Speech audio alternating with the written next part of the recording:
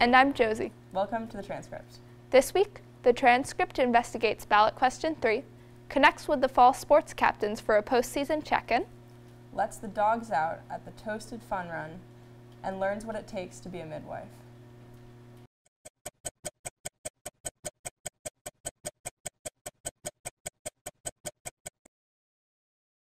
Google employees worldwide are protesting the company's handling of sexual harassment scandals with walkouts yesterday. The New York Times reported that multiple executives were protected and given large payouts even after Google found the sexual misconduct allegations against them to be credible. Employees staging the walkouts are looking for some specific reforms, including ending forced arbitration for victims of sexual harassment or discrimination. Other demands include equal pay and opportunity, changes to the sexual harassment reporting process, and a publicly disclosed sexual harassment transparency report. On Sunday, the Boston Red Sox closed out their series against the Los Angeles Dodgers in a decisive Game 5 victory, securing their 4th World Series title in the last 15 years. Boston teams have won 11 championships since the turn of the millennium. The suspect in Saturday's Tree of Life synagogue shooting, Robert Bauer, walked into a federal courtroom in Pittsburgh on Thursday and pleaded not guilty to all 44 counts against him. A federal grand jury charged him with the murder of 11 people as well as hate crimes. The case is set for a jury trial and could result in the death penalty. In addition to the 11 people killed Saturday, multiple people were injured, including 4 Pittsburgh police officers.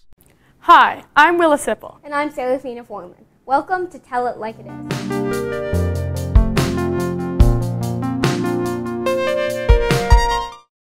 This coming Tuesday at the midterm elections, question 3 on the Massachusetts state ballot will be about whether or not to defend the rights of transgender people in public places through the 2016 law that was already established. A vote yes on this law will keep the existing anti-discrimination law in place. A vote no will repeal the law. We sit down with Emma Fallon, student at NHS and advocate for question 3.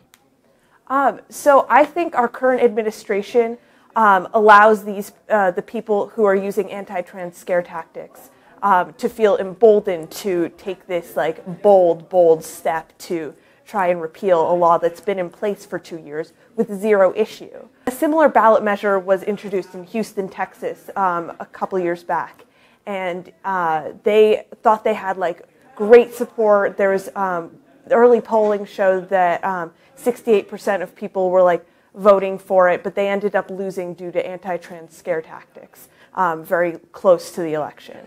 To get a sense of how the Northampton High School transgender community might be impacted by question 3, we sat down with Max Fineland and Sadie Rice.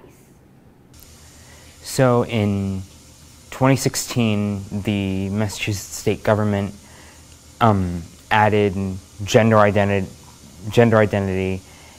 and just transgender people in general to their list of non-discrimination laws. It's on the ballot again for some reason, and it's trying to take away protections against transgender individuals, like going to the bathroom that agrees with their chosen gender identity. I am definitely afraid of being in a situation where someone could be able to discriminate against me for being who I am and just passing it off like that. So all of this nonsense is just based on fears that women will get assaulted in bathrooms, and I think that's what a lot of these groups are campaigning on, these opposition groups. And it's once you start to understand their arguments, it becomes really apparent that none of these issues, none of these complaints are anti-sexual assault. They're just anti-trans people.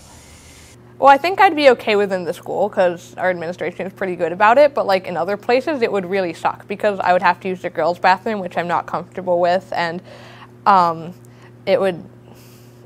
feel like it would incite more violence against trans people in general. It might not be as big a deal in Northampton, but I think definitely in other parts of the state, it would definitely be a lot more dangerous to be a trans person. Thanks for watching, and make sure you get out the vote on Tuesday. This was Tell It Like It Is.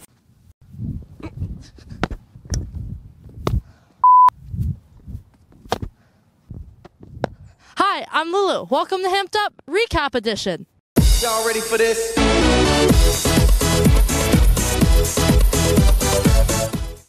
Overall, how was your season and did you guys make playoffs? Yeah, our season was good overall.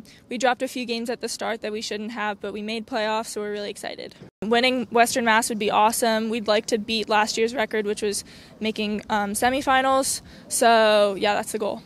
Our season went all right. We went 4-4, and we narrowly missed out on playoffs by like one game. So I thought it went all right. It was definitely better than last year, but I think there's definitely room to improve for next year as well. So as a junior, what do you kind of hope to see next year going into your senior year? Just improvement from the people who have been playing through this year, because we have a lot of juniors and a lot of sophomores playing varsity time this year. So if we get improvement there, I think we can be a lot better. I hope in the off season we get bigger and stronger, get some big bodies next year, and win a couple more games. Overall, I would say we had a pretty enjoyable season. We had a lot of fun, but we sadly were not able to qualify for playoffs.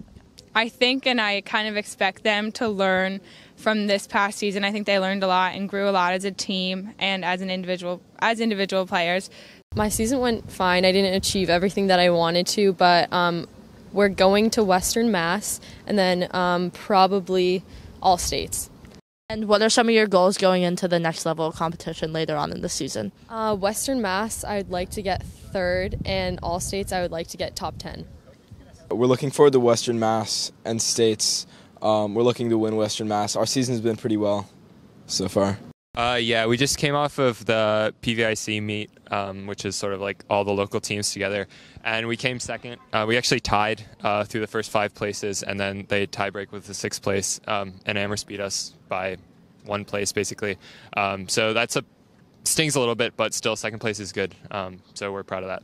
I'll be back with a full segment next week. Congratulations to everyone who applied to a college this past week. Thanks for watching Hemped Up. I'm Lulu Kesson. Hi, I'm Alexa, and welcome to The Leftovers. This past Sunday, the Toasted Owl hosted a Halloween-themed fun run downtown. All of the profits and donations from the run went to Dakin Humane Society's animal programs, such as veterinary care and supplies for injured, orphaned, or sick animals. This week, we sat down with an organizer of the Toasted Owl Fun Run, and I ran the race myself with my own dog. I think Toasted Owl is inspired to host this event yearly because it keeps bringing more people to our space and shows that we're not just a little sports bar. We like to give back to the community, like to give back to animals. So all the money that we take in for racers and anything else goes straight to Dakin, and Dakin helps like 20,000 animals a year find homes, find shelter, etc. My favorite part about organizing the fun run, I think, is the week before, when we're seeing all like the pre-registers come in and like they're picking up t-shirts, they're getting ready to run, and then I come in the morning like really early and the whole parking lot's cleared out and there's like Dakin set up and we're getting set up, and like it's like the pre part of the run, and then the rush of the run is also a lot of fun too, because it's organizing. Like I think this year we had 420 people pre-registered, and we had another 100 show up, so we had almost 600 people all at once in this like little parking lot, and it was really, really cool. Also, there's a bunch of dogs. That's one of the most exciting parts, seeing all the different dogs and dog costumes that their owners want to put up on them. It's so cool.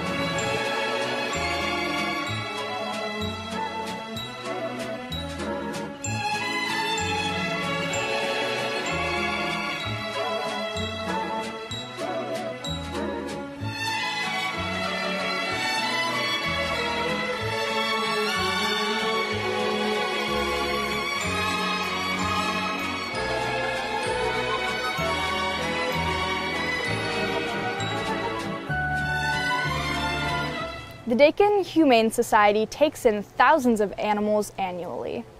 Of those, many receive the life-saving care that they need thanks to the generous donations and fundraising events like these. Make sure to register next year to help animals in need.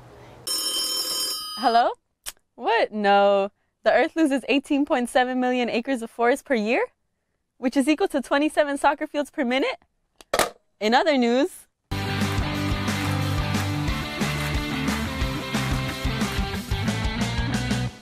There are a few things that every human has in common. One of these is having been born. We were all babies like this once, and we may very well all be babies like this again. Now, despite our shared commonality of being born, only some humans are born with the assistance of a midwife, and even less humans actually become midwives. Nevertheless, we found and sat down with practicing midwives to learn more about what it takes to catch life as it begins. One of the differences between home birth and hospital birth, and I did want to say this, is hospitals are fantastic and really, really important that they exist. And not every baby should be born at home, nor should every baby be born in a hospital. And one of the reasons why I chose home versus hospital, because the options are available to me to make those choices. Currently, where we stand in the United States is 61st in the 179 countries that have been researched on maternal mortality. We spend the most money in all of the world on maternal health care. And we have access to food and education and clean water for the vast majority of us. So our statistics should be way better, and they're getting worse. So 20 years ago, they were better than they are now. And the countries that are at the top with the best maternal mortality rates and infant mortality rates are countries that largely use midwives at home. And so finding the best option for health and safety is my goal. Medical model is great for pathology, but birth isn't pathology. Some of the challenging parts of my job include being on call. I miss a lot of things. I've missed a lot of my children's birthdays and holidays. I miss competitions for cross country. It's also an extremely stressful job because it's people's, their own lives and the lives of their children. So sometimes that feels a little heavy, but that's weighed out with the importance of it. And remember, condoms effectively prevent pregnancy 98% of the time when used perfectly, and you can get them for free in the nurse's office. Bye! You say bye? Bye! Thanks for watching. Juniors, remember, if you're interested in applying for the Global Glimpse International Travel Program, have your teachers nominate you or see Jeremy Whalen in room G16.